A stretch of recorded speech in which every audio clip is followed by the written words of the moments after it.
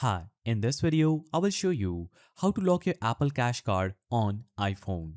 So, requirements include an iPhone with wallet app and an Apple Cash card that is active. Steps include opening Apple Wallet by tapping Apple Cash card, then open card settings by tapping the three dot in the top right, then lock the card. So tap lock card or suspended card, then confirm action.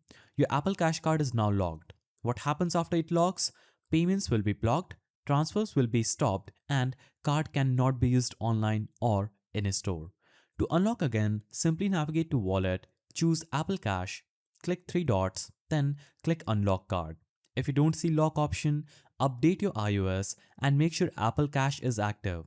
Check screen time restrictions and you'll be easily able to do that. An important tip, lock your card immediately if phone is lost or is stolen. If you found this card helpful, please don't forget to give it a thumbs up and thanks for watching.